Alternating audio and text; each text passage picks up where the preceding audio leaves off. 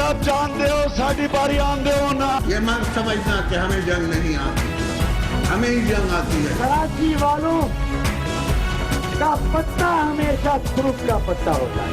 पाक फौज जिंदाबाद, पाकिस्तान जिंदाबाद।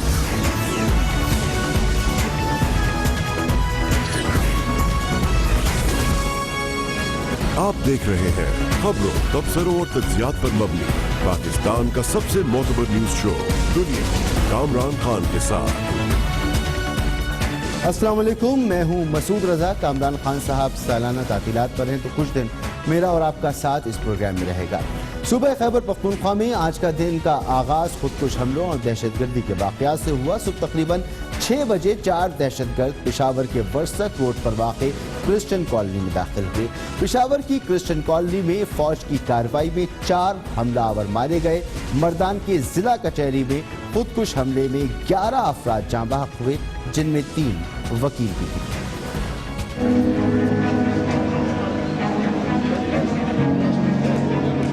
मैं आया था इधर अपने लाइसेंस बनवाने के लिए, तो अचानक जो है ना मैं गेट में खड़ा था, बस धमाका हो गया।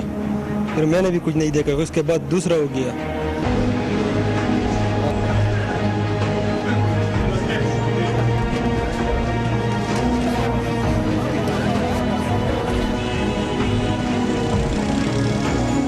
जो सिक्योरिटी गार्ड था ना, उसने आवाजें दी लेकिन उसने कोई जवाब नहीं दिया, तो उसने इसके बाद उस पर फायरिंग शुरू कर दिया। उसमें एक बंदा को गोली लग गई और 2 बंदे अंदर घुस गए और अभी तीनों को गोली मार दिया है। अभी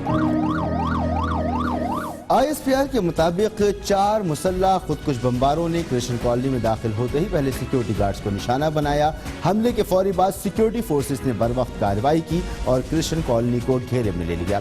फायरिंग के तबादले में FC के 2 पुलिस का 1 अहलकार और 2 सिविलियन गार्ड्स जख्मी हुए।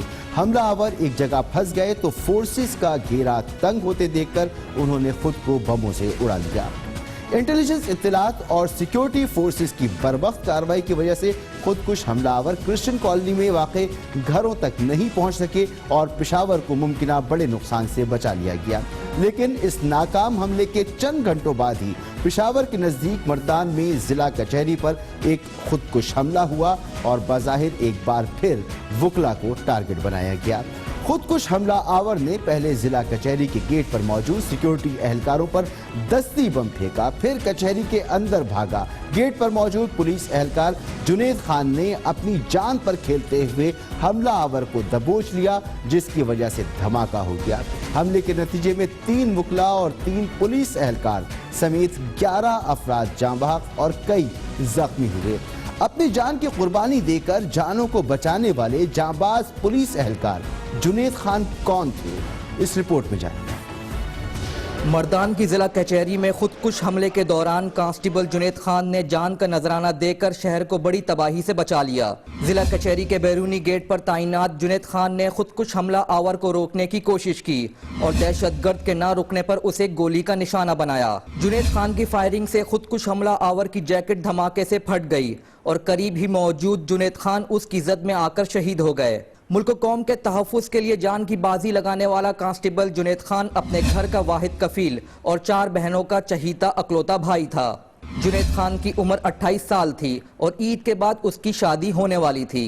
खैबर पख्तूनख्वा में दहशतगर्दी के वाक़यात के बावजूद जुनेद खान 5 साल कबल FA करने के बाद पुलिस में भर्ती हुआ था। शहीद जुनेद खान की तदफीन उनके आबाई गाँव तोरो में की जाएगी। वज़ीर आज़म नवाज शरीफ ने गुज़िश्ता रोज़ पाक चीन इक़्तिसादी राहदारी के सिलसिले में तकरीब से खिताब में कहा था कि पाकिस्तान में दहशतगर्दी दम तोड़ रही है, बड़ा मार्का सर कर लिया, बस दहशतगर्दी की दुम बाकी रह गई। आज पाकिस्तान में दहशतगर्दी भी दम तोड़ रही है। अल्लाह के फजल से आप देख रहे हैं, पूरे मुल्क के अंदर आप देख रहे हैं, जब चोर भागता है ना तो भागते भागते वो कुछ करने की कोशिश करता है।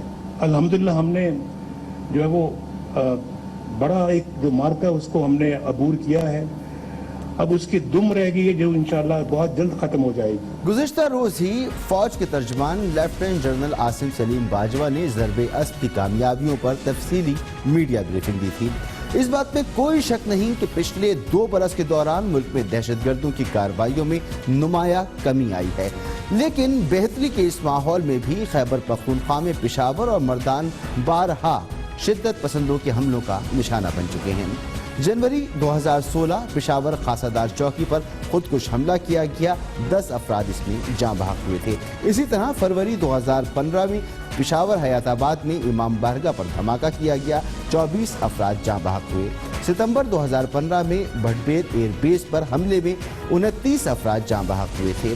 दिसंबर 2015 मर्दान में नादरा ऑफिस पर खुदकुश हमले में 26 अफराद जाँ बहक हुए। मर्दान की जिला कचहरी में खुदकुश हमले और पेशावर की क्रिश्चियन कॉलोनी में दहशतगर्दी की नाकाम वारदात की जिम्मेदारी कलदम दहशतगर्द तंजीम जमात-उल अहरार ने ली है। हम बात करेंगे, हमारे साथ मौजूद हैं एजाज अहमद, DIG मर्दान, और रहीमुल्लाह यूसुफजई साहब, सीनियर तजज़ियाकार। एजाज साहब, इब्तिदाई तहकीकात में क्या बात सामने आई है? ये इब्तिदाई तहकीकात में तो यही पता चला है कि एक खुदकश हमलावर था जिसने पहले हैंड ग्रेनेड पुलिस पे फेंका और इसके बाद पुलिस की फायरिंग से वो ब्लास्ट हो गया। उसने 8 kg का बारूदी मवाद था जिसमें पैलेट्स, मेटल्स और ये चर्रे इस्तेमाल हुए थे। अभी तक जो फिंगरप्रिंट्स हमने लेफ्ट किए हैं और इसकी बॉडी को हमने DNA के लिए भी भेजा है और नादरा को हमने भेजा है कि इसके फिंगरप्रिंट्स के मुताबिक, लेकिन अभी तक कोई ये हमारे डेटाबेस पे अवेलेबल नहीं है। इंशाल्लाह कल परसों तक मजीद इसमें हमें ज़्यादा मालूमात हासिल हो जाएगी। रहीमुल्लाह यूसुफजई साहब, 2 साल से ऑपरेशन ज़र्ब-ए-अस्ब जारी है, इसके बावजूद भी मर्दान और इसके मुल्हिका इलाकों में दहशतगर्दी के वाक़यात हो रहे हैं, वजह क्या है इसकी? देखें, पेशावर तो चूँकि सूबे का दारुल खिलाफा है और फाटा का भी यही मरकज़ी शहर है और यहाँ पे फिर जो भी हमला होगा, कार्रवाई होगी, उसका बड़ा असर होगा, उसकी बड़ी ख़बरें आएंगी मीडिया में और पूरी दुनिया में। तो ये इसके ऊपर ख़ास तवज्जो है मिलिटेंट्स की और वो समझते हैं कि अगर वो पेशावर में हमला करेंगे तो उसका इम्पैक्ट ज़्यादा होगा मुकाबले अगर ये हमला करेंगे कहीं और किसी छोटे शहर में, कबायली इलाके में, तो उसका असर कम होगा। दूसरी बात यह है कि पेशावर के करीब ही कम से कम 3 कबायली इलाके हैं। एक तो खैबर एजेंसी है, फिर मोहम्मद एजेंसी है और फिर दर आज़म खेल भी है। तो बड़ा आसान है मिलिटेंट्स के लिए, हमला आवर जो भी हैं वो यहाँ पेशावर पहुँचना और यहाँ पर हमले करना, क्योंकि साथ ही कबायली इलाका है, फिर उससे अफ़गानिस्तान जुड़ा हुआ है। और इसके अलावा फिर ये भी है कि मेरे ख़्याल में पेशावर में इन लोगों के स्लीपर सेल हैं, इनकी मुस्तकिल मौजूदगी है। तो जब भी वो चाहते हैं अपने स्लीपर सेल को एक्टिवेट करते हैं और उनके ज़रिए कार्रवाई करते हैं। मर्दान जो है उसके आसपास कुछ देहात हैं जहाँ पे तालिबान का असर रहा है। तालिबान उसी इलाके के रहने वाले हैं। ये 4-5 गांव हैं पेशावर मर्दान के ज़िले में और फिर वो मर्दान में पहले भी हमले कर चुके हैं। मगर एजाज साहब, सिक्योरिटी थ्रेड्स भी मौजूद थी, इंतजामात भी हमारी इत्तलात के मुताबिक बहुत बेहतर किए हुए थे, फिर भी ये हमला हो जाए। तो इस बार सिक्योरिटी के इंतजामात के बारे में हमें बताएं कि सिक्योरिटी के इंतजाम कैसे थे। हमें जहां तक पता है कि सिक्योरिटी आज हाई अलर्ट थी। जहाँ तक कोर्ट्स की सिक्योरिटी का ताल्लुक था तो आज पूरी डिस्ट्रिक्ट्स में, बल्कि हमारे पूरी KP में हाई अलर्ट था, क्योंकि जुम्मे का दिन भी था और वैसी भी इतलात मौसूल हो रही थी। DSP सिटी 2 दफ़ा यहाँ पे आया था और SHO दूसरे गेट पे उसकी ड्यूटी थी। हमने सेकंड लेयर में भी इसकी सिक्योरिटी लगाई हुई थी। जो बंदा आ गया जो खुदकश था, उसने पहले हैंड ग्रेनेड फेंका, वहाँ पे 2 पुलिस कांस्टेबल थे, इश्तियाक और आज़म, और वो ज़ख्मी हो गई गर्द गुबार में। और जब ये हलचल मची तो उसमें वो खुदकश जो है ना दाखिल होने की कोशिश की। पुलिस वालों ने इसको दबोचा और ये कोई 3-4 मीटर के अंदर दाखिल हुआ था। और यहाँ पे लोग भी जो ऐनी शाहिद कहते हैं कि पुलिस वालों की बहादुरी की वजह से मर्दान कोर्ट्स रूम में जितने लोग थे बहुत बड़ी तबाही से बच गया। तो हमारी चर्चेस पे, हमारी जितनी भी सेंसिटिव प्लेसेस हैं یونیورسٹیز ہے, کالجز ہے, وہاں پہ ہم نے آج خصوصی جو ہے نا سیکیورٹی ہم نے لگائی ہوئی تھی. اجاز صاحب آپ تو کہہ رہے ہیں کہ پولیس نے اپنا بھرپور کردار نبھایا ورنہ نقصان اس سے کہیں زیادہ ہوتا. جی بالکل, اگر وہ سپاہی فائر نہیں کرتا, فائر کی وجہ سے ہی وہ بندہ بلاسٹ ہو گیا خودکش. اگر یہ خودکش اندر داخل ہوتا یا بار روم میں داخل ہوتا یا کسی عدالت کے کمرے میں چلا جاتا تو اس سے اور بھی نقصان ہوتا, کیونکہ وہاں پہ ہزاروں کی تعداد میں لوگ آتے ہیں مردان یہ کورٹس میں, کچہری میں. تو کافی بڑی تباہی سے ان سپاہیوں کی قربانی, جس میں اعظم, اشتیاق اور جنید, ان 3 ہمارے کانسٹیبل اس میں شہید ہو گئے. تو اجاز صاحب ایسے واقعات کو روکنے کے لیے کرنا کیا چاہیے؟ اس کے لیے تو یہ ہے کہ انٹیلیجنس بیسڈ آپریشن ہو جائے, بالکل اسپیسیفک ٹارگٹس پہ چلے جائیں. اس کے علاوہ جتنی بھی ان کے معاونین ہیں جو ان کو مدد دیتے ہیں, خواہ وہ فاٹا کے ایریا میں ہے یا کے پی کے ایریا میں ہے, ان کے خلاف ہم آلریڈی کر رہے ہیں. لیکن پھر بھی اس قسم کے واقعات روکنے کے لیے ہمیں اپنے بارڈرز کو افغانستان کے ساتھ اور جو بھی موومنٹ ہے ٹرائبل ایریا سے انٹو سیٹل ایریا, ان کو ہمیں بہت زیادہ مضبوط بنانا ہوگا. بہت شکریہ اعجاز احمد صاحب. رحیم اللہ یوسفزئی صاحب یہ فرمائیں کہ اس حملے کی ذمہ داری جماعت الاحرار نے قبول کی ہے, کیا سنجیدگی سے لینا چاہیے جماعت الاحرار کے اس دعوے کو, یا یہ صرف شہرت کے لیے ہے؟ دیکھیں, پہلی بات تو یہ ہے کہ آج کل اکثر جب حملے ہوتے ہیں تو ذمہ داری سب سے پہلے یہی جماعت الاحرار قبول کرتی ہے, دعویٰ کرتی ہے کہ یہ ہم نے کیا ہے. اور ممکن ہے انہوں نے نہ کیا ہو, لیکن یہ دعویٰ ضرور کرتے. ایک وقت وہ تھا جب مومند ایجنسی میں اس تنظیم کے لوگوں کا کافی علاقے کے اوپر قبضہ تھا, اور وہ قبضہ اب ختم ہو گیا ہے, اس لیے یہ لوگ افغانستان فرار ہو گئے ہیں. یہاں پہ کوئی بھی گاؤں, کوئی علاقہ ان کے قبضے میں نہیں ہے. یہ جماعت الاحرار جو ہے یہ تحریک طالبان پاکستان کا حصہ رہی, اور پھر بعد میں یہ علیحدہ ہو گئے, اور اس کے جو سربراہ ہیں عبدالولی نام ہے, اور ان کا ایک اور نام عمر خالد خراسانی ہے, اور اس کے ایک بڑے اہم کمانڈر تھے قاری شکیل, تو وہ مارے گئے. پھر ان کے اور بھی اہم لوگ مارے گئے ہیں, پکڑے گئے ہیں.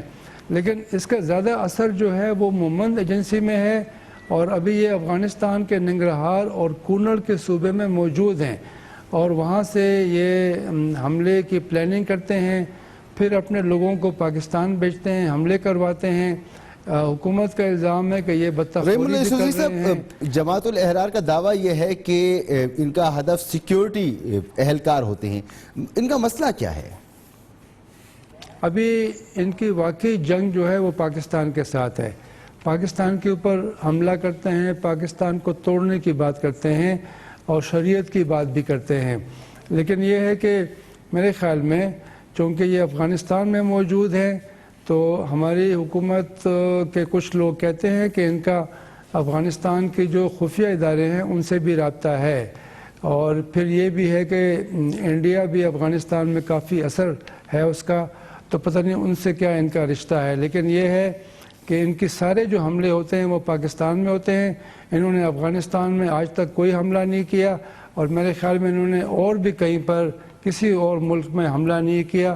جو بھی حملے کیے وہ پاکستان میں کیے. بہت شکریہ آپ کا. رحیم اللہ یوسفزئی صاحب ہمارے ساتھ موجود تھے, اور رحیم اللہ یوسفزئی صاحب کی گفتگو آپ نے سنی. یہاں وقت ہوا ایک بریک کا, بریک کے بعد پروگرام جاری رہے گا.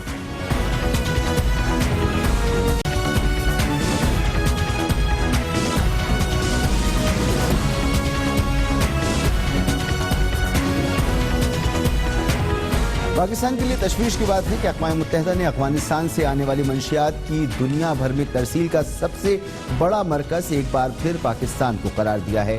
رپورٹس کے مطابق اس وقت دنیا بھر میں نشہ آور اشیاء کی غیر قانونی تجارت کا حجم لگ بھگ $350 ارب سالانہ ہے. دنیا میں سب سے زیادہ استعمال کی جانے والی منشیات میں افیون, ہیروئن, کوکین, الکوہل, LSD, چرس وغیرہ شامل ہیں, اور ان کی اسمگلنگ پر نظر رکھنے والے اقوام متحدہ کے ادارے United nation office on drugs and crimes کی رپورٹ میں کہا گیا ہے کہ افغانستان کی منشیات پاکستان کے ذریعے دنیا بھر میں اسمگل کی جاتی ہیں۔ افیون اور ہیروئن کی غیر قانونی تجارت میں کراچی کو مرکزی حیثیت حاصل ہے۔ افغانستان کی منشیات کا تقریباً 43% حصہ پاکستان سے ہو کر گزرتا ہے۔ دنیا بھر میں 25 کروڑ افراد نشے کی کسی نہ کسی لت کا شکار ہیں۔ دنیا میں نشے کے استعمال سے ہر سال 2 لاکھ افراد موت کا شکار ہو جاتے ہیں۔ اس تمام صورتحال پر ہم بات کریں گے۔ ہمارے ساتھ موجود ہیں program director drug free Pakistan Farheen Naveed. بہت بہت شکریہ فرحین صاحبہ آپ کا۔ افغانستان سے کس قسم کی منشیات پاکستان لائی جا رہی ہیں اور مقامی طور پر یہ منشیات کیا فروخت بھی ہو رہی ہیں؟ افغانستان سے تو ہیروئن اور افیم اس طرح کی چیزیں آ رہی ہیں۔ باقی دوسرے جو ممالک ہیں جیسے ایران کے بارڈر سے آج کل جو ٹرینڈ چلا ہوا میتھاڈون جو ہے وہ عمان کے بارڈر سے جو ہے وہ آ رہی ہے۔ تو یہ افغانستان مینلی جو افغان کے بارڈر سے جو آ رہی ہے پشاور کے تھرو اور ہائی ویز کے تھرو جس طرح سے آ رہی ہے وہ افیم اور ہیروئن آ رہی ہے۔ فرحین صاحبہ کیا آپ بتا سکتی ہیں کہ اگر ہم کراچی کی بات کریں کیونکہ یہ گزرگاہ ہے، یہاں سے منشیات گزرتی ہیں ساری، تو یہاں پر مقامی علاقوں میں کون کون سے ایسے علاقے ہیں جہاں یہ منشیات کھلے عام فروخت ہو رہی ہیں؟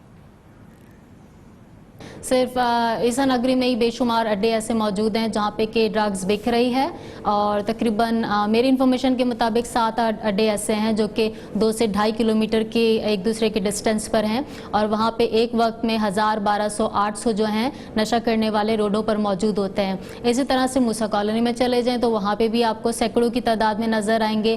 PIB کالونی کا جو اڈا ہے، اور اس کے علاوہ جو ہے وہ نیو کراچی میں گوٹ ہے، وہ وہاں پہ سب نشہ کرتے ہیں۔ سوراب گوٹ میں کوچی گوٹ کے نام سے ایک علاقہ ہے، تو وہاں پہ جو ہے ڈرگز وہاں پہ تو آپ اسلحہ بھی خرید سکتے ہیں، افغان آبادی ہے پوری، وہاں پر اسلحہ بھی خرید سکتے ہیں، وہاں سے آپ ڈرگز بھی خرید سکتے ہیں۔ بہت سنگین اور گھمبیر معاملہ ہے یہ، تو جو نشے کی لت کے عادی لوگ آپ کے پاس آتے ہیں تو آپ کا ادارہ ان کی کس طرح سے مدد کرتا ہے؟ بہت زیادہ اس بات کو سمجھنے کی ضرورت ہے۔ دیکھیں کہ اگر ایک شخص کئی سالوں سے نشہ کر رہا ہے اور اس کے ساتھ صرف ڈرگز کے پرابلم نہیں ہوتے، اس کے ساتھ دوسرے بھی بہت سارے مسائل ہوتے ہیں، سائیکولوجیکل مسائل ہوتے ہیں، اس کے ساتھ اور دوسری بیماریاں لاحق ہوتی ہیں، اس کے پاس نوکری نہیں ہے، اس کے گھر والے اس کو رکھنے کو تیار نہیں ہیں، کمیونٹی اس کے محلے والے اس کو اون نہیں کر رہے ہیں، پھر آپ اس کو علاج دیتے ہیں 15-20 دن کا، 25 دن کا، کوئی جیسے پیکج ڈیل ہوتی ہے، انفارچونیٹلی یہی ہو رہا ہے، تو وہ جو ہے نا پھر آپ کہتے ہیں کہ جی یہ ٹھیک نہیں ہوا، اور دوبارہ سے یہ لوگ نشے میں چلے جاتے ہیں، کیونکہ نشے سے لوگ ٹھیک نہیں ہوتے ہیں۔ نشے سے لوگ اس لیے ٹھیک نہیں ہوتے ہیں کیونکہ ہم علاج نہیں کرتے ہیں۔ اگر ہم علاج واقعی میں کریں، ان کے اوپر کام کریں جس میں ان کی امپلائمنٹ بھی ہے، جس میں ان کی فیملی کی جو ہے وہ ریہیبلیٹیشن، تاکہ فیملی بھی سیکھے کہ بھائی اس کو آپ نے اکوموڈیٹ کرنا ہے، ایڈجسٹ کرنا ہے، اس کی بحالی کے اوپر کام کرنا ہے، فیملی اپنی بحالی کے اوپر کام کرے، جس اسٹگما میں وہ رہ رہی ہے اس اسٹگما سے نکلے، کمیونٹی ان کو ہیلپ کرے، اور اس کے ساتھ جو نشے کے مریض کے ساتھ جو دوسرے جو بیماریاں ہیں، جو دوسرے مسائل ہیں، ان کو بھی جو ہے وہ ٹریٹمنٹ سینٹر اون کرتے ہوئے دوسرے ٹریٹمنٹ سینٹرز کے ساتھ، دوسرے ہاسپٹلز کے ساتھ لنکیج بنائے، ان کو اگر پراپر علاج کریں تو میں یہ سمجھتی ہوں کہ یقیناً جو نشہ جو ہے وہ اس کا علاج ہو سکتا ہے۔ بہت شکریہ فرحین نوید صاحبہ، programme director drug free Pakistan ہمارے ساتھ موجود۔ سنگین معاملہ ہے، گھمبیر معاملہ ہے، ایک طرف منشیات کی ترسیل کا بہت بڑا ذریعہ بنا ہوا ہے پاکستان، دوسری طرف پاکستان میں ہی منشیات کھلے عام مختلف علاقوں میں فروخت کی جاتی ہے، اور پھر ریہیبلیٹیشن کے لیے بھی کوئی خاص انتظامات ہمارے پاس موجود نہیں ہیں۔ بریک لیں گے، بریک کے بعد پروگرام جاری رہے گا۔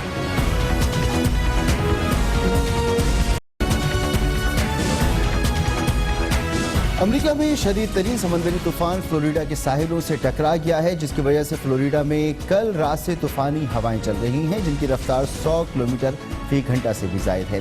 امریکی حکام کے مطابق یہ طوفان اتنا شدید ہے کہ پچھلے 10 برس میں اس کی مثال نہیں ملتی۔ انتظامیہ نے ساحلی علاقوں پر رہنے والے شہریوں کو نقل مکانی کی وارننگ جاری کر دی ہے۔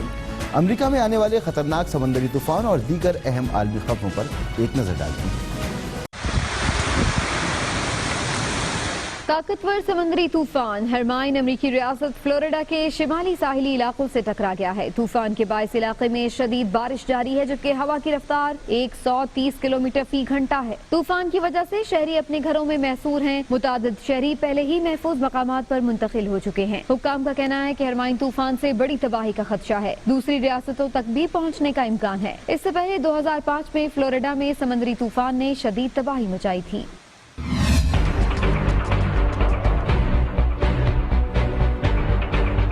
बरतानवी साइंस जरीदे दी लैंसेट इन्फेक्शियस डिजीजेस में छपने वाली एक तहकीक में साइंसदानों का कहना है कि अफ्रीका और एशिया में जिका वायरस से 2 अरब अफराद के मुतासिर होने का खदशा है। रिपोर्ट के मुताबिक फिलिपाइन, वियतनाम, पाकिस्तान और बांग्लादेश के शहरी तिबी सहूलियात महदूद होने की वजह से इस वायरस का शिकार हो सकते हैं। ताहम भारत, इंडोनेशिया, नाइजीरिया में इस वायरस के फैलने का खतरा सबसे ज्यादा है। इन ममालिक में हर माह 5000 लोग वायरस से मुतासिरा इलाकों का सफर करके आते हैं। जिका वायरस अब तक 65 ममालिक में फैल चुका है। मच्छर के काटने से फैलने वाला ये वायरस बच्चों में पैदाइशी नकाइस का सबब बनता है। इस वायरस से मुतासिरा बच्चे छोटे सर के साथ पैदा होते हैं।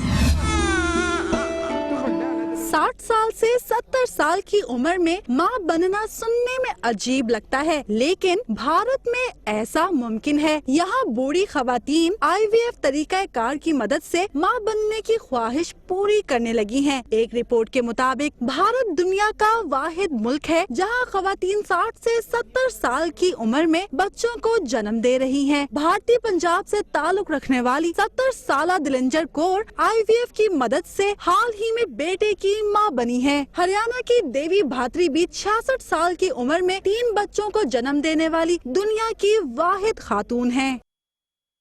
प्रोग्राम जारी है, आप हेडलाइंस देख सकेंगे और हेडलाइंस के बाद एक बार फिर खबरों, तबसरों और तशरीहों के साथ हम हाजिर होंगे आपके साथ। पाकिस्तान का सबसे मोतबर न्यूज शो दुनिया, कामरान खान के साथ। मुल्क में एक बार फिर एहतजाज का मौसम नजर आ रहा है। एहतजाज के बादल सियासी मंजरनामे पर छाए हुए हैं। विफाकी दारुल हुकूमत इस्लामाबाद के जुड़वा शहर रावलपिंडी और पंजाब के दारुल हुकूमत लाहौर में कल हुकूमत के खिलाफ सियासी कुव्वत के 2 बड़े मुजाहरे होने जा रहे हैं। PTI लाहौर में तहरीक एहतिसाब के तहत रैली निकालेगी, जबकि पाकिस्तान अवामी तहरीक कसास के तहत रावलपिंडी में सालमियत पाकिस्तान मार्च करेगी।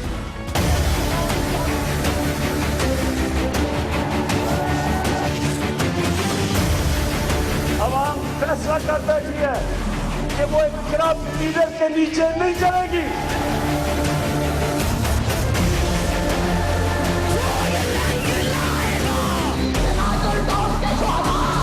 सबसे बड़े मंसूबा साज नवाज शरीफ साहिब और शहबाज शरीफ साहब दोनों खुद जिम्मेदार हैं।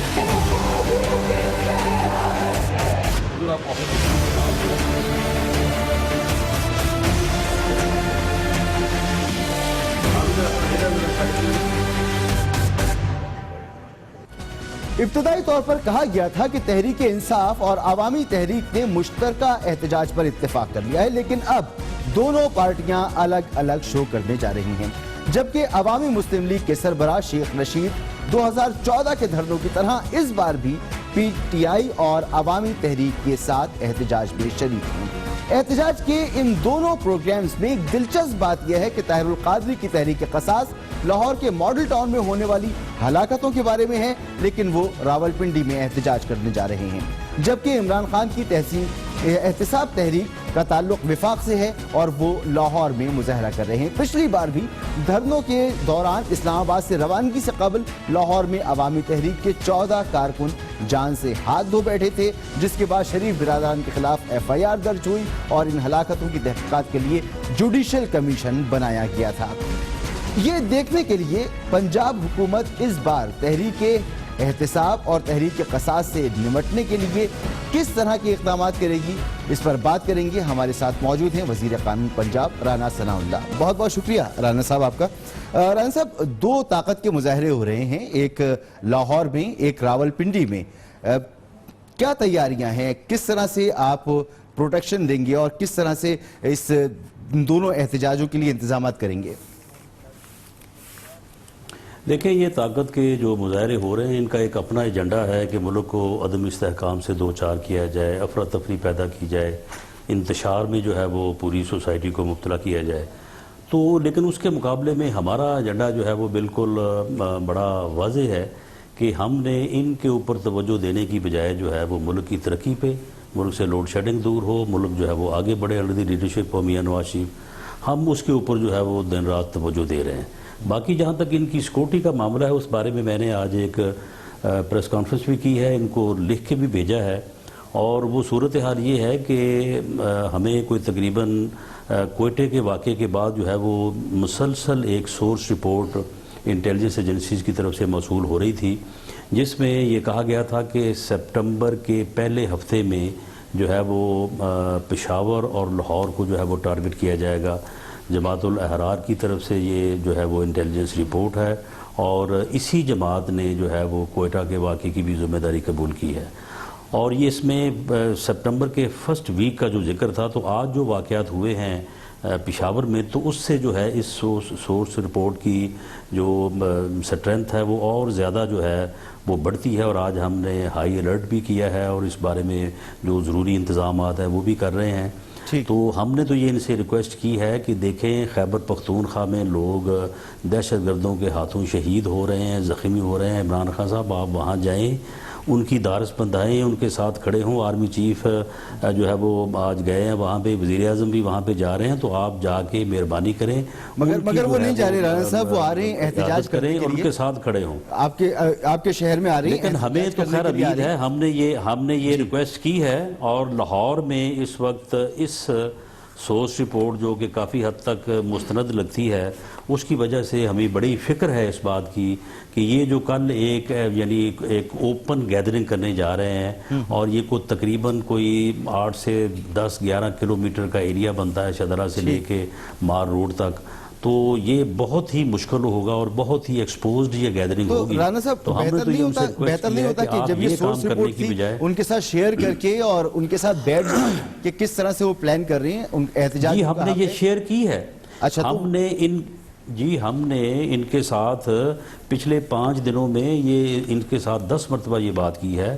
اور آج پھر جب یہ اس سورس رپورٹ کا ایک حصہ جو ہے وہ اس کے اوپر جو ہے وہ یہ واقعہ ہو گیا ہے پشاور کا اور مردان کا، جس میں بڑی قیمتی جانیں جو ہیں وہ ضائع ہوئی ہیں، لوگ شہید ہوئے ہیں اور لوگ زخمی ہوئے ہیں. تو آج ہم نے ایک نئے سرے سے ان کو کہا ہے کہ یہ صورتحال ہے، تو آپ اس میں مہربانی کریں، آپ یعنی پوری قوم میں اتحاد کی بات کریں اور ایک ایسا عمل کریں. رانا صاحب یہ کہنے کے بجائے کہ آپ احتجاج نہ کریں، ان کے ساتھ مل کر بیٹھ کر ایک جامع سیکیورٹی پلان ترتیب دینے کی کوشش کی جائے تاکہ جو لوگ نقصان پہنچانا چاہتے ہیں ان کو بھی ایک پیغام جائے کہ ایسا نہیں، یہاں پر سیاسی آزادی بھی ہے اور کسی کی زور زبردستی بھی نہیں چلے گی.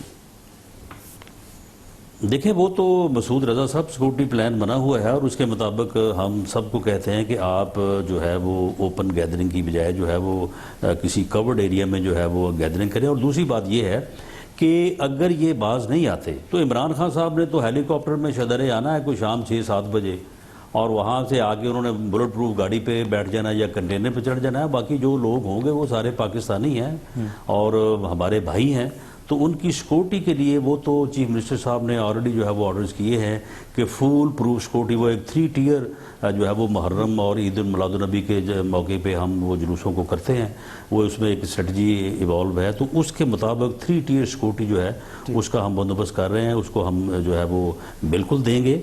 لیکن اس وقت ضرورت اس بات کی نہیں ہے، ضرورت اس بات کی ہے کہ جو پشاور اور مردان کے شہداء ہیں ان کے ساتھ ہمدردی کی جائے، ان کی فیملیز کے ساتھ. آپ کے نزدیک بالکل یہی ہے، مگر وہ بھی بہتر سمجھتے ہیں، سیاسی جماعتیں چلا رہے ہیں، وہ بھی تحریکیں چلا رہے ہیں.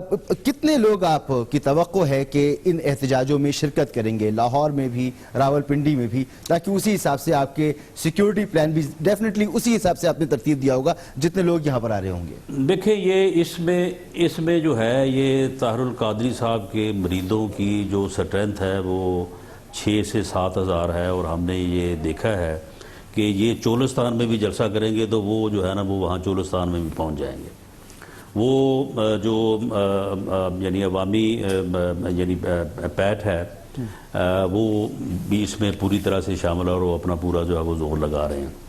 اور اسی طرح سے جو ہے تحریک انصاف نے پورے پنجاب سے، جو ہماری انفارمیشن رپورٹس ہیں، پورے پنجاب سے انہوں نے اپنے ٹکٹ ہولڈرز کو کہا ہے کہ جو ہے بندے لے کے نہ آیا ہم اس کا جو ہے وہ باقاعدہ ویڈیو بنائیں گے اور اس کا ہم جو ہے وہ ٹکٹ نہیں کریں گے، اچھا کس نے کہا ہے اور اس کو پارٹی سے خارج کس نے کہہ دیا رانا صاحب؟ تو یہ پی ٹی آئی نے، پی ٹی آئی کی جو کنفرم رپورٹ ہوتی رہتی ہیں تو جی کنفرم رپورٹ، اور پورے پنجاب سے لوگوں کو یہ بلا رہے ہیں. تو اب پورے پنجاب سے لوگوں کو بلائیں گے اور پورے پنجاب سے اگر کوئی 8-10 ہزار بندہ اکٹھا کر لیتے ہیں اور یہ دونوں ملا کے کوئی 10 سے 15 ہزار میں جو ہے وہ لوگ ہوں گے، لیکن لاہور شامل نہیں ہوگا. یہ میں آپ کو بتا دوں، اگر کل میڈیا نے صحیح کوریج کی اور لوگوں کو دکھایا تو اس میں لاہور شامل نہیں ہوگا، اور پورے پنجاب سے جو ہے وہ یہ تعداد میکسیمم اگر یہ اکٹھا کرنے میں جو ہے یہ کامیاب ہوں گے. اور وہ بھی جس طرح سے میں نے عرض کیا ہے کہ اس طرح سے انہوں نے جان کی بازی لگائی ہوئی ہے. ملک جو ہے وہ دہشت گردوں کے خلاف لڑ رہا ہے، قوم جو ہے وہ اس مصیبت میں ہے. پیپلز پارٹی بھی شریک ہو رہی ہے ان کے احتجاج میں رانا ثناء اللہ صاحب، پیپلز پارٹی بھی شریک ہو رہی ہے؟ نہیں، پیپلز پارٹی نے 2 بندے جو ہیں وہ چھوڑے ہوئے ہیں اس مقصد کے لیے، وہ لطیف کھوسا صاحب اور اعتزاز احسن صاحب.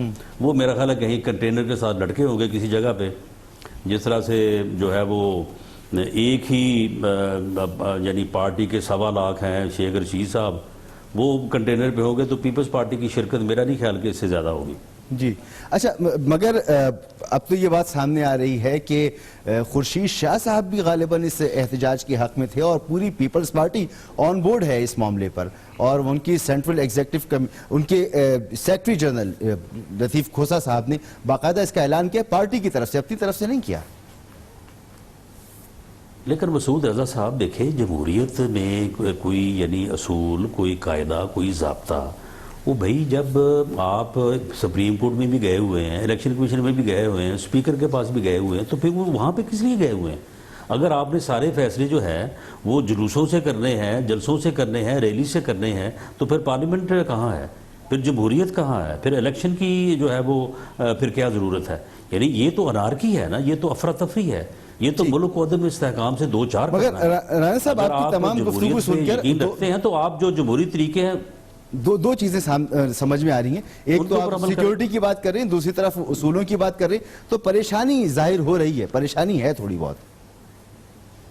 نہیں دیکھیں بات یہ ہے کہ عمران خان صاحب تو ہوں گے کنٹینر کے اوپر یا بلٹ پروف جو ہے وہ گاڑی میں ہوں گے، لیکن جب تک وہ لوگ جو پتہ نہیں پنجاب پورے سے کہاں سے جو ہے وہ بسوں میں بھر کے لائیں گے، ان میں ایک بندہ جو ہے اس کی جان مال کی ذمہ داری حکومت پہ ہے. اس لیے ہم تو فول پروف سیکورٹی کا انتظام بھی کریں گے، اور جب تک وہ لوگ اپنے گھروں کو واپس نہیں جائیں گے ہم اس وقت تک فکر مند رہیں گے. اور ہم ان سے جو ریکویسٹ کر رہے ہیں وہ بھی ان کے جان و مال کی حفاظت کے پیش نظر کر رہے ہیں. باقی اور ہمیں پتہ ہے یہ ابھی کل 2 الیکشن ہوئے ہیں، اس کے بعد 2013 میں الیکشن ہوا تھا، 18 میں ہوگا. ہمیں ان کا کوئی سیاسی طور پہ ہمیں ان کی نہ کوئی فکر ہے تو نہ ہمیں ان کا کوئی خوف ہے، لیکن ان لوگوں کی جانوں کی حفاظت جو ہے بالکل اس کا خوف ہمیں ہے. بہت شکریہ رانا ثناء اللہ صاحب. اور اسی پر ہم بات کریں گے، ہمارے ساتھ موجود ہیں عوامی مسلم لیگ کے سربراہ جناب شیخ رشید احمد صاحب. بہت بہت شکریہ شیخ صاحب آپ کا، آپ نے ہمارے لیے وقت نکالا. شیخ صاحب، رانا ثناء اللہ صاحب کہہ رہے ہیں کہ سیکیورٹی تھریٹس ہیں، اور جو تھریٹس تھے اس کا ایک حصہ آج کے پی کے میں جو دھماکے ہوئے ہیں اس سے پورا ہو گیا، تو اب زیادہ تھریٹ ہے لاہور میں اور راولپنڈی میں. یہ کوئی چیز ایسی شیئر کی ہے حکومت پنجاب میں نے آپ لوگوں کے ساتھ؟ کچھ ہم سے شیئر نہیں کیا. ہم تو نواز شریف کا سارا دور ہی سیکیورٹی تھریٹ ہے. جب بھی ہم تحریک شروع کرتے ہیں یہ افغانستان اور انڈین ایجنٹ را جو ہے اور موساد سابقہ جو ہے یہ مل کے ایک ایسا کشن بناتی ہے تاکہ لوگوں میں سڑکوں پہ آنے کا حوصلہ نہ پیدا ہو. اب سارے ہوٹل بند کر رہے ہیں پنڈی کے. یہ ہم ریلی نکال رہے ہیں جی، کل جان ہتھیلی پہ رکھ کے نکال رہے ہیں، ہمیں کوئی سیکیورٹی نہیں چاہیے. یہ 10 محرم کی ریلی نہیں ہے کہ آپ سارا شہر بلاک کرنے لگے ہیں. اور سب سے بڑا ٹیررسٹ تو رانا ثناء اللہ جو نامزد ہے 14 شہداء کے قتل میں، وہ کسی کو سیکیورٹی کیا پرووائڈ کرے گا؟ ان کا مستقبل خطرے میں، انہوں نے جیلوں میں جانا ہے، ان کا ٹرائل ہونا ہے، ان کا ٹرائل ہونا ہے. دنیا ادھر کی ادھر ہو سکتی ہے، نواز شریف پاناما لیکس میں سے اس کا کچھ بھی ہو سکتا ہے، لیکن سانحہ ماڈل ٹاؤن سے ان کی جان نہیں چھوٹ سکتی. چاہے یہ جو مرضی کر لیں، خدا کے ہاں دیر ہے اندھیر نہیں ہے۔ تو آپ کے نزدیک حکومت پنجاب اگر یہ کہتی ہے کہ سیکیورٹی تھریٹ ہے، اور وہ تو اس کا دعویٰ بھی کر رہے ہیں کہ ہم نے 10 مرتبہ پی ٹی آئی کے ساتھ اور پیٹ کے ساتھ ان معاملات کو کہا ہے کہ وہ دیکھیں کہ یہ ریلیاں اور احتجاج نہ کریں، کوئی نقصان ہو سکتا ہے، تو آپ سمجھتے ہیں کہ صرف خوف زدہ ہیں، پنجاب حکومت خوف زدہ ہے؟ ہمارے لال ویلی کے باہر 3 شہداء کی اور 5 شہداء کی لاشیں لگی ہوئی ہیں، کوئی ملزم پکڑا ہے انہوں نے؟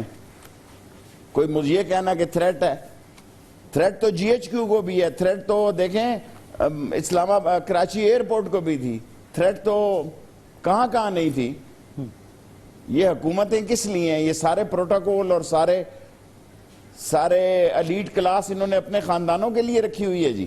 نہ آئیں گھر میں اور شام کو یہ مزے کریں، لوٹ مار کریں۔ اچھا، ان کا ایک اعتراض یہ بھی ہے کہ عوام تو پیدل آئے گی، سڑکوں پر آئے گی، عمران خان صاحب ہیلی کاپٹر کے ذریعے آئیں گے، ہو سکتا ہے آپ بھی شاید ان کے ساتھ ہوں، اور عوام جو ہے وہ مشکل میں راول پنڈی میں لاہور نہیں جا رہا۔ آپ راول عمران پنڈی خان صاحب سے میں نے بات کی تھی، وعدہ کیا تھا، میں راول پنڈی کو لیڈ کروں گا اور پیدل گھر سے نکلوں گا کل 6 بجے لال حویلی، اور پیدل جاؤں گا رحمان آباد چوک تک۔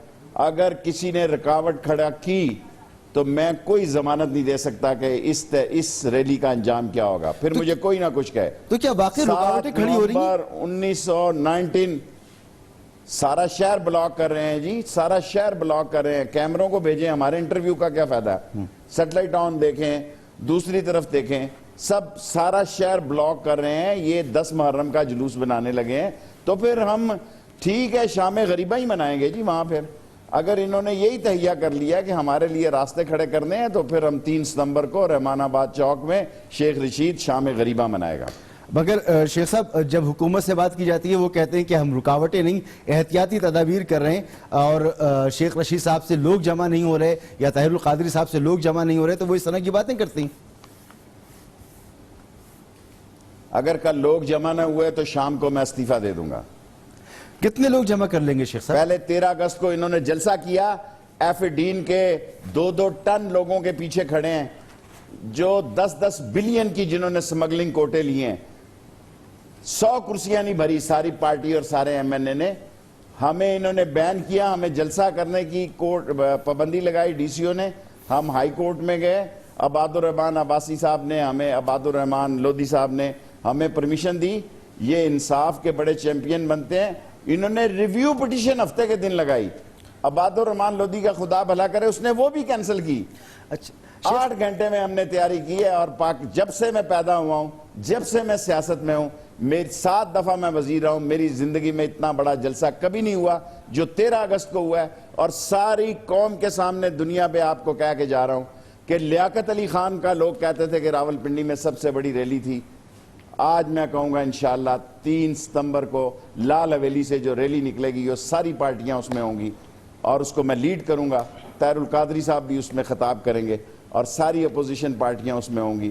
انشاءاللہ تعالی راول پنڈی کی تاریخ کی سب سے بڑی ریلی ہوئی۔ اگر یہ بڑی ریلی نہ ہوئی تو میں شام کو استعفیٰ دے دوں گا اسی رحمان آباد چوک پہ۔ اچھا شیخ صاحب، پچھلے احتجاج میں آپ بھی تھے، طاہر القادری صاحب بھی تھے، عمران خان صاحب بھی تھے، اور آپ سب مل کر احتجاج کر رہے تھے۔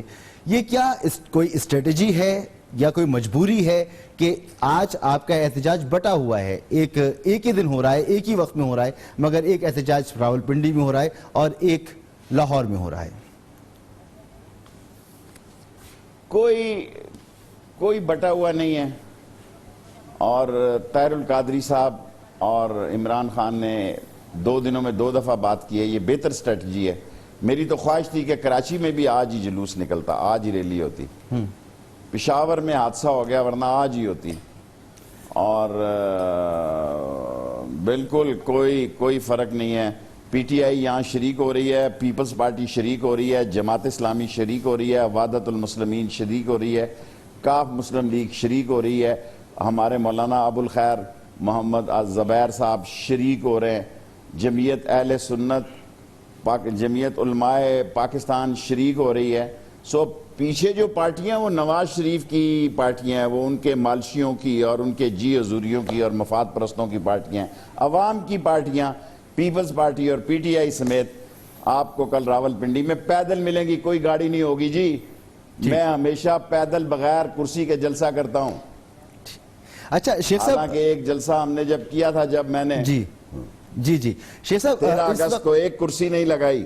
ٹھیک شیخ صاحب, آپ ہیں یا طاہر القادری صاحب ہیں یا عمران خان صاحب ہیں, آپ تینوں کے احتجاج کا ایک ہی آخری نقطہ یہی ہے کہ یہ حکومت ختم ہو, نواز شریف صاحب گھر جائیں. اور کیا نقطہ ہو کہ یہ حکومت کو پگڑی پہنائیں, اس کو سرسوں کا تیل لگائیں, اس کے ماتھے پہ جھومر نکالیں, اس کو پازیبے بنائیں, اس کو گھنگرو پہنائیں کہ مودی کے ساتھ ہمارا یارانہ ہے, ہمیں اس پر فخر ہے. ہاں جی, پازیبے لٹکائیں. ہاں جی, کیا باتیں. ہم یہ چاہتے ہیں, یہ کرپٹ ہیں, ڈسانسٹ ہیں, چور ہیں, کرپٹ ہیں, بے ایمان ہیں, نااہل ہیں, نالائق ہیں, نکمے ہیں, قاتل ہیں, ایجنٹ ہیں, انفلوئنس ایجنٹ ہیں, اور پاکستان کی سالمیت پر سوالیہ نشان ہے. میں نہیں کہتا, بلاول نے کہا ہے کہ جو مودی کا یار ہے وہ غدار ہے, میں نے نہیں کہا. شیخ صاحب یہ ساری باتیں اپنی جگہ, ثبوت کہاں ہیں؟ کس چیز کا ثبوت؟ جو کچھ آپ نے کہا, پاناما لیک سے بڑا کوئی ثبوت چاہیے آپ کو؟ مجھے تو آپ اردو, میں سمجھتا تھا میں اردو میڈیم کا ہوں, آپ کی بھی ڈگری چیک کرنی پڑے گی. پاناما لیک سے بڑا دنیا میں کوئی ثبوت ہے؟ دنیا نے کہا کہ یہ پرائم منسٹر اور اس کی اولاد کرپٹ ہے, نام نہیں کہا. شیخ صاحب ثبوت تو نہیں ہے نا, ثبوت تو اس وقت آئے گا جب عدالت سے ثابت ہوگا. عدالت میں اگر ثابت ہوتا تو 164 کے بیان پر میں نے لوگوں کو پھانسی لگتے دیکھا ہے. اڈیالہ جیل سے میں لاشیں لایا ہوں, اور یہاں 164 کا بیان دے کر بھی اسحاق ڈار وہ ہائی کورٹ کہتا ہے نہیں جی وہ تو زور زبر میں جو ہے وہ انٹرویو دے دیا. شیخ صاحب عدالتوں میں اگر فیصلہ ہو تو زیادہ بہتر ہے نا. سڑک پر تو کوئی بھی کسی پر الزام لگائے کچھ بھی کر سکتا ہے. ایک نظام ہے نا, اس نظام کے تحت فیصلہ ہو تو کسی کو چور, ڈس آنیسٹ, قاتل, جو کہنا ہو کہہ لیں, مگر اس طرح سے کہہ کر اور چیلنج کرنا, اس طرح سے کیسے فیصلہ ہوگا؟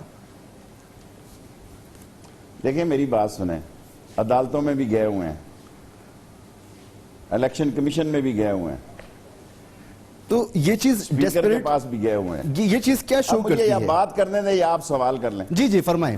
یہ شو کرتی ہے کہ ہم سارے گھروں کے وہ پورا کر رہے ہیں. ہم اب وہ اسپیکر آپ کے خیال میں نواز شریف کو نااہل قرار دے گا؟ دیکھیں کوئی عقل کام کرتی ہے کسی کی, جو خود اس کی جیب کی گھڑی اور ہاتھ کی چھڑی ہے. 3 سالوں سے میرا اسپیکر نہیں کھلا. کوئی اس ملک میں ہے بات یہ کرنے والی کہ میں ہر روز آ کے باہر آ کے میڈیا سے خطاب کرتا ہوں؟ اگر میرا اسپیکر اندر کھلے تو مجھے کیا کسی کتے نے کاٹا کہ میں روز ٹی وی پہ جاؤں شام کو, میری بات قومی اسمبلی میں ہو جائے, چھپ جائے, اللہ اللہ خیر صلی اللہ. جب میرا اسپیکر ہی بند ہے 3 سال سے, اس میں کیڑے پڑے ہوئے ہیں کیونکہ میں نواز شریف کی آنکھ میں آنکھ ڈال کے خطاب کرنا چاہتا ہوں. میں کہتا ہوں کہ وہ وہاں موجود ہو, میں کہوں مار دیا تو نے غریب کو. وہ لاؤڈ اسپیکر ایکٹ کی وجہ سے بندے شیخ صاحب, لاؤڈ اسپیکر ایکٹ کی خلاف ورزی کی وجہ سے بندے؟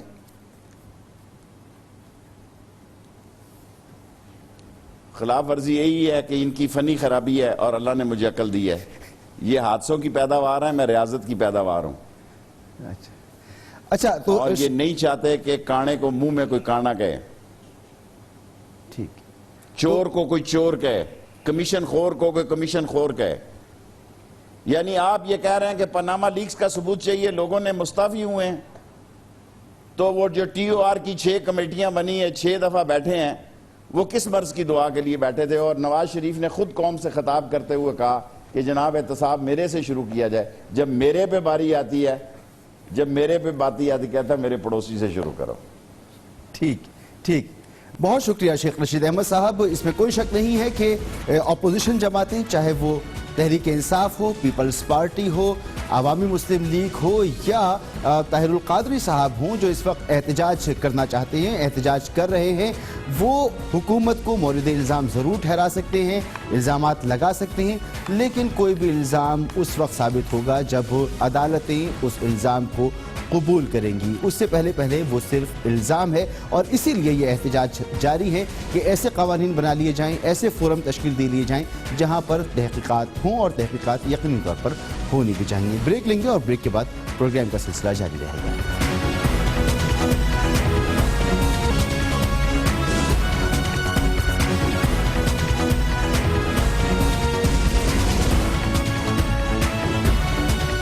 متحدہ قومی موومنٹ نے آج اپنے بانی اور قائد کی پاکستان مخالف تقریر پر قومی اسمبلی میں مذمتی قرارداد کی مخالفت نہیں کی، جس کے بعد متفقہ طور پر قرارداد منظور کر لی گئی۔ مسلم لیگ نون نے قرارداد پیش کی جس میں الطاف حسین کی تقریر کو پاکستان کی سالمیت پر حملہ قرار دیا گیا۔ قرارداد میں مطالبہ کیا گیا کہ پاکستان مخالف نعرے لگانے والے افراد کے خلاف قانون کے مطابق کارروائی کی جائے۔ یہ قرارداد حکومت اور حزب اختلاف کی جماعتوں نے مشترکہ طور پر قومی اسمبلی میں جمع کروائی تھی، تاہم اس میں ایم کیو ایم شامل نہیں تھی۔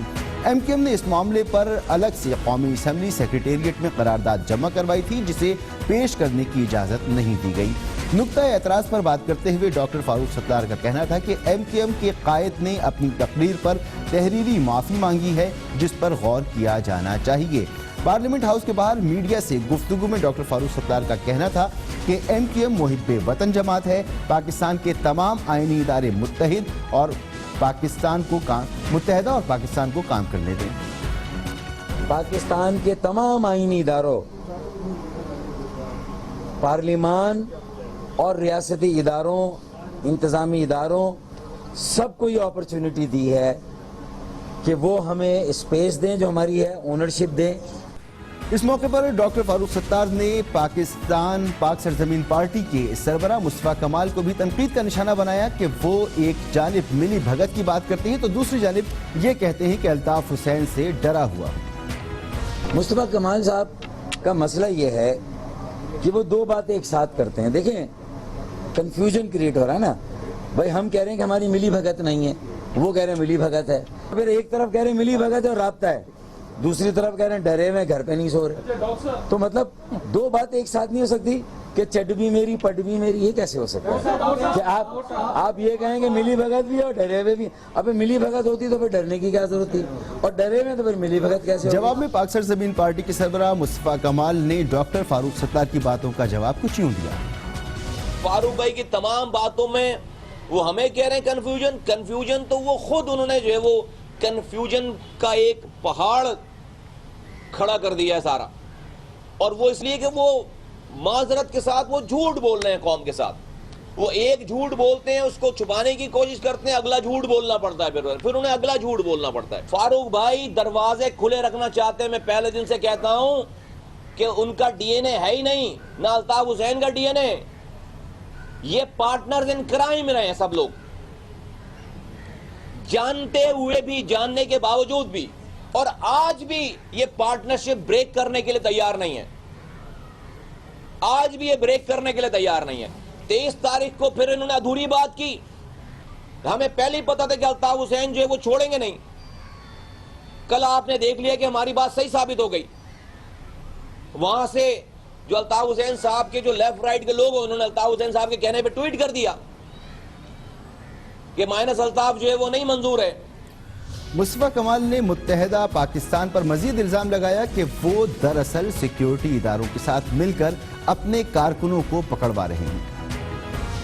پاکستان کو گالیاں بکی گئی ہیں، پاکستانی اداروں کو گالیاں بکی گئی ہیں، پاکستان میں اٹھ کر لوگوں کو اٹھا کر ماؤں بہنوں سے جا کر حملہ کروایا گیا، اور پھر آپ نے رینجرز کے پاس بیٹھ کر ان ماؤں بہنوں کو پکڑوایا، آپ نے رات بھر بیٹھ کر آپ نے ان کی شناخت کروائی ہے۔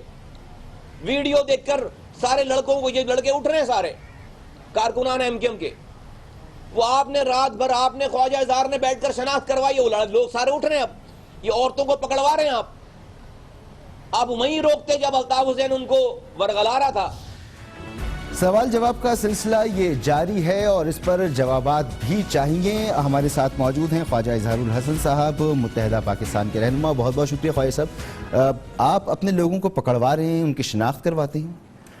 میرا خیال ہے کہ بہت سارے الزامات لگے ہیں، میں تو یہ سمجھنے سے قاصر ہوں کہ شروع کے 3 مہینے تک فاروق ستار بھائی معصوم تھے، آج پتہ نہیں فاروق ستار بھائی ڈریکولا نظر آ رہے ہیں سب کو۔ اچھا بھئی، وہ 3 مہینے معصوم تھے تو آج اتنے خطرناک کیسے ہو گئے؟ وہ ان پہ اتنے الزام تراشیاں۔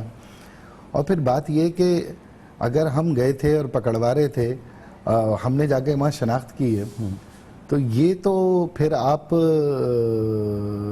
اتنے مطلب معصومیت کی بات ہے کہ ہم صبح 6 بجے گھر چلے گئے اور ہم نے کسی کو نہیں بتایا، اتنے بڑا فیصلہ کر کے ہم پارٹی بنا رہے ہیں، ہم نے کسی کو نہیں بھگایا کہ بھئی ہم تمہیں شناخت کر کے آئیں. جناب ہم وہاں رابطہ کمیٹی کے 5 لوگ موجود تھے، ایک اکیلے فاروق بھائی اور میں نہیں تھا، کمر نوید بھائی، شاہد پاشا بھائی اور رینجرز کے افسران بھی موجود تھے. اور ہم نے اپنی تمام رابطہ کمیٹی کے فورم جتنے بھی بیٹھے تھے، ہم نے وہاں پر ایک دوسرے کو ہی پہچانا ہے. ہم نے جن خواتین کی گرفتاری ہوئی ہے اس پہ تو مذمت کی ہے. آپ بتائیں تو وہاں پر جب آپ موجود تھے تو آپ نے ان خواتین کی شناخت کی تھی کہ یہ خواتین جو گرفتار ہوئی ہیں وہ اس میں تھی نہیں، اور جو خواتین وہاں موجود تھیں ان میں سے ہم کسی کو نہیں جانتے تھے. اتنی بڑی پارٹی ہے، ورکرز کو ہم نہیں جانتے. یہ سوال آپ سے کیا گیا تھا باتیں کہنے والی کہ وہاں جا کے ہم شناخت کر کے، اس کا مطلب ہمیں رینجرز نے لائسنس دے دیا نا. کلیئر بات کرتے ہیں نا، رینجرز نے ہمیں کہا شناخت کرو، جاؤ اور اپنی پارٹی بنا لو، لا تعلقی کا اظہار کر لو. اور اچھا وہاں پر کوئی سوال ہی نہیں کیا گیا شناخت کا؟ کس طرح کی بات کر رہے ہیں بھائی؟ ہمیں کوئی خیابان شہر میں بنگلہ مل گیا، ہمارے دفتر کھلے ہیں، ہم اتنی سیٹنگ کر آ گئے، اپنے لوگ پکڑوا رہے ہیں، اور ہم وہاں جا کے پی آئی بی میں اندر ایک ٹینٹ میں بیٹھ کے پارٹی چلا رہے ہیں. اور بھائی یہ سیٹنگ کہاں ہوئی ہے یہ سب کو پتا ہے. بات سمپل یہ ہے، ہمارے پاس 3 آپشن تھے. آپ کو میں بڑا کلیئر بتاؤں. پہلا آپشن یہ تھا کہ ہم ملک سے چلے جاتے جیسے کہ اور لوگ گئے، وزارتیں مزے عہدے لے کے اپنا مال وال بنا کے اور اپنے چلے جاتے. دوسرا کیا تھا؟ دوسرا یہ تھا کہ ہم ایک جماعت بناتے جس کا نام لکھتے ہیں ہم اے ایس پی، اور اس کا سلوگن ہوتا ہم بھی کوئی رکھ لیتے کشور حسین شادباد، اور تھوڑا سا بڑا جھنڈا بناتے، 15 آدمی بیٹھ کے ایک پارٹی بنا کے پریس کانفرنس کہتے، استعفے دیتے، پورا ملک واہ کر رہا ہوتا. اچھا تیسرا آپشن نہیں، ہم نے سب سے زیادہ رسکی آپشن اپنایا کہ نہیں بھائی ہمارے پلیٹ فارم سے ہوا، ہماری ذمہ داری، نہ ملک سے بھاگیں گے، نہ اپنی اس پارٹی سے وڈرا ہوں گے، پوری قوم کارکنان کو متحد کر کے آگے لے کے چلیں گے. اور اسی پر سوال اٹھ رہا ہے، مصطفیٰ کمال صاحب یہ بھی کہتے ہیں کہ آج بھی پارلیمنٹ میں فاروق ستار صاحب نے الطاف حسین کے لیے نرم گوشہ اختیار کیا. دیکھیں 2 باتیں بڑی کلیئر میں آپ سے کہہ رہا ہوں، اس کو زیادہ اس کو پرووک کر رہا ہے، یہ ایک نیچرل فینومینا ہے. ہمارے منہ سے کبھی بھی احترام کسی کا بھی نہیں جائے گا، اور جس لیڈر کے ساتھ ہماری 35 سال کی رفاقت ہو نا، تو ہمارے منہ سے اگر یہ وہ الفاظ نکلنے لگیں تو پھر ہمارے پی ایس پی میں نہ جانے کی کوئی وجہ ہی نہ ہو. اگر ہم نے بھی وہی لب و لہجہ اختیار کرنا ہے تو ہم یہاں بیٹھے کیا کر رہے ہیں؟ اور پھر یہ بتائیے پی ایس پی کے صاحبان کے لیے ہم نے کون سی بد زبانی کر لی؟ ٹی وی پہ ہم بیٹھتے ہیں، آپ کے بھی احترام میں کمی نہیں کی. جماعت اسلامی کے حافظ النعیم الرحمان صاحب ہیں، ان کے کون سے احترام میں کمی کی؟ ہم تو احترام سب کا کرتے ہیں، لیکن ایک جو احترام کا رشتہ ہے، آپ سمجھتے ہیں کہ الفاظوں سے، ایک ایسی گفتگو سے آپ سمجھتے ہیں کہ وہ آپ کی تسلی ہو جائے گی؟ تو بھائی یہ ہمارا ضمیر گوارا نہیں کرتا. بہت بڑا فیصلہ کیا ہم نے، آئین میں ترمیم کی ہے، قرارداد آج اسمبلی میں پیش آئی ہے، اور یہ صرف ہمارا فیصلہ نہیں ہے، یہ پارٹی ہماری نہیں ہے، یہ پارٹی ہمارے پاس امانت ہے، قوم کی امانت ہے، کارکنوں ورکروں کی امانت ہے. ٹھیک، آپ نے آئین میں تبدیل کی، آپ نے جھنڈے میں تبدیلی کی، مگر پارٹی سٹرکچر میں تبدیلی نہیں کی، جس کی وجہ سے ندیم نصرت صاحب لندن میں ہیں، وہ ابھی بھی کنوینئر ہیں، اور آپ کہتے ہیں کہ لندن سے رابطہ منقطع ہو گیا. تو کیسے رابطہ منقطع ہوا؟ رابطہ تو موجود ہے. سمجھنے کی ضرورت ہے، کچھ چیزیں ہماری الیکٹڈ پوسٹ ہیں. کنوینئر ہماری الیکٹڈ پوسٹ ہے، deputy convener, senior deputy elected post ہے. اپریل 2016 میں ہمارے انتخابات ہوئے تھے، اس میں کنوینئر کے لیے الیکشن کے کارکنوں میں ندیم نصرت صاحب ان کو منتخب ہوا تھا. اب ہمارے الیکشن ہونے 2 سال بعد، جو الیکشن کمیشن کا رول ہے، تو ابھی وہ پوسٹ ہماری سسپینڈ ہے، اور ہم نے اسی پوسٹ کے نیچے والی کلوز 7B میں امینڈمنٹ کی، اور ساری، کیونکہ کنوینئر پاکستان میں نہیں ہے. اوکے، تو ہم نے کیا کیا، 7B میں جو لوگ پاکستان میں موجود ہیں، الیکٹڈ ہیں ڈپٹی، وہ ساری پاورز ان کو دے دی.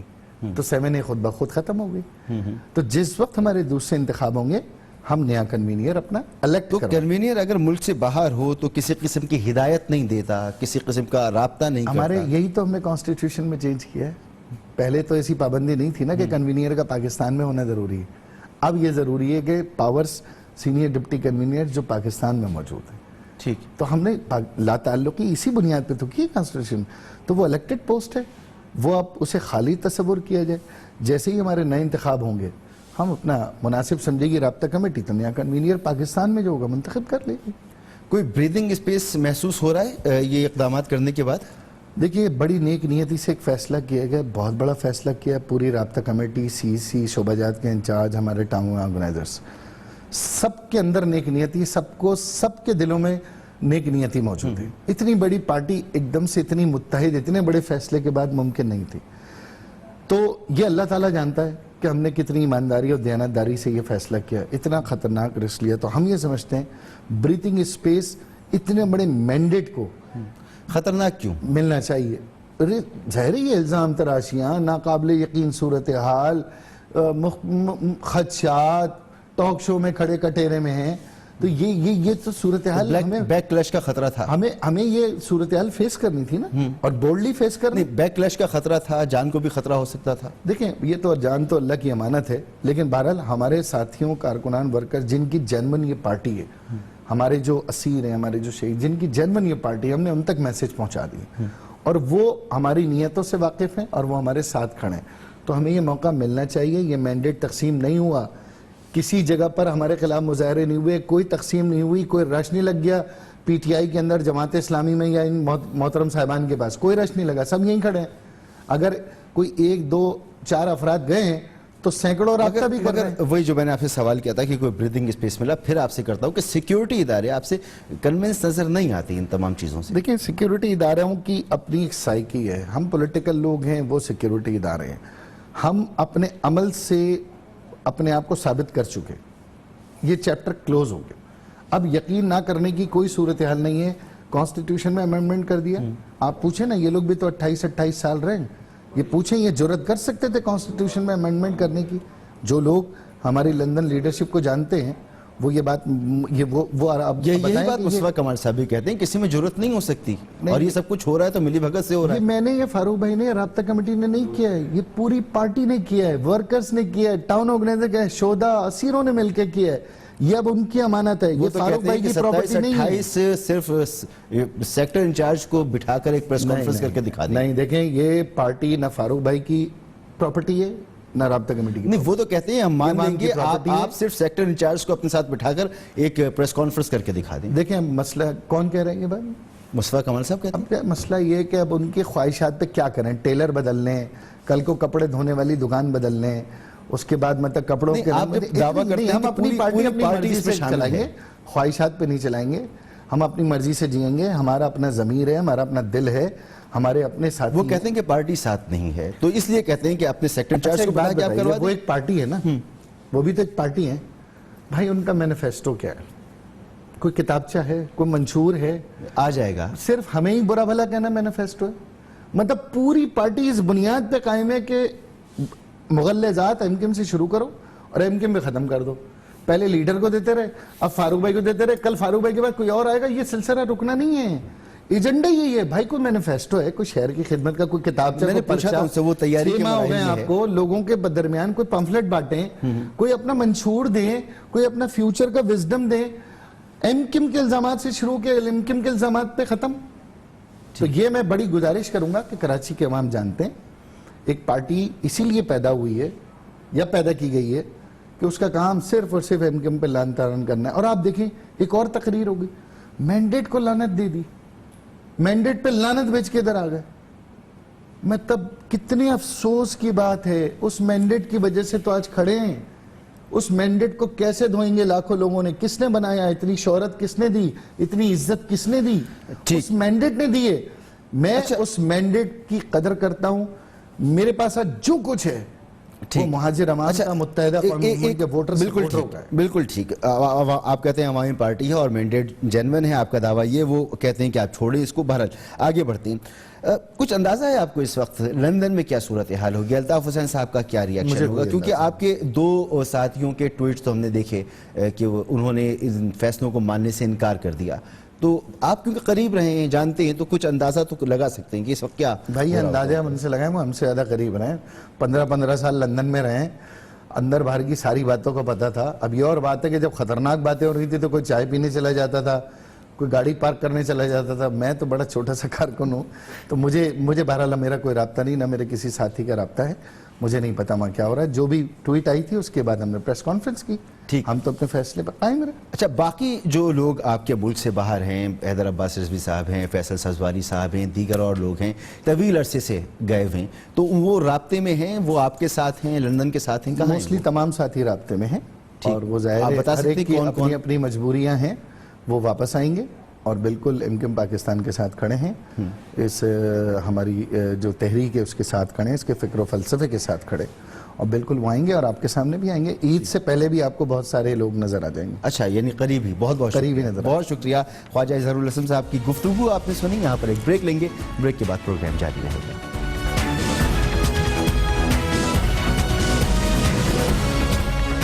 इस वक्त मुल्क में ज़र मुबादला के ज़खायर 23 अरब डॉलर की रिकॉर्ड सतह तक पहुँच गए हैं, लेकिन इसके साथ ये भी हकीकत है कि मुल्क पर कर्ज़ों का बोझ भी तशवीशनाक हद तक बढ़ गया है। यानी अगर ज़र मुबादला के ज़खायर बुलंद तरीन सतह पर हैं तो कर्ज़ों का बोझ भी रिकॉर्ड सतह पर है। अदाद शुमार को अगर देखा जाए तो इस वक्त मुल्क पर कर्ज़ों का बोझ 22,500 अरब तक पहुँच चुका है। इसका मतलब ये हुआ कि हर पाकिस्तानी लगभग 1,18,000 रुपए का मखरूज है।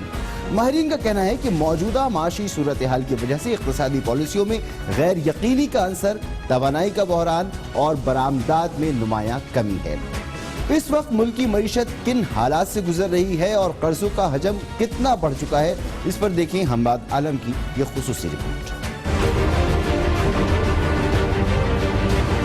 वज़ीर ख़ज़ाना इसहाक़ डार मुआशी इस्तेहकाम के हवाले से आलमी मालियाती इदारों से काफ़ी तारीफ़ें समेट चुके हैं। माहिरीन कहते हैं कि शाबाश ज़रूर वसूल की जाए, लेकिन मुल्क की इक़्तिसादियात को दरपेश मसाइल से नजरें ना चुराई जाएं। मुल्क की मईशत की किस्मत का फैसला करने वालों को क्या ये नजर नहीं आ रहा कि टैक्स दायराकार वसी करने में नाकामी कर्जों का बोझ बढ़ा रही है। स्टेट बैंक के मुताबिक गुज़िश्ता माली साल मजमूई कर्जों में 2,500 अरब रुपए तक इजाफा हुआ। इसके अलावा मुल्क की मईशत में रीढ़ की हड्डी की हैसियत रखने वाले ज़री शोबे की पैदावार तरक्की के बजाय तनज़्ज़ुली का शिकार हो गई। माली साल 2015-16 में एक्सपोर्ट्स की कारकर्दगी मायूस कुन रही और ये 12% गिरावट के बाद 21 अरब डॉलर से भी नीचे आ गई। सोने पे सुहागा ये कि मजमूई गैर मुल्की सरमायाकारी गुज़िश्ता माली साल 1 अरब डॉलर से भी कम रही और दूसरी जानिब गैर मुल्की कर्जों की रफ्तार तेज रही। एक साल में 8 अरब डॉलर इजाफे के साथ बैनुल अक़वामी कर्जे 73 अरब डॉलर के करीब आ गए।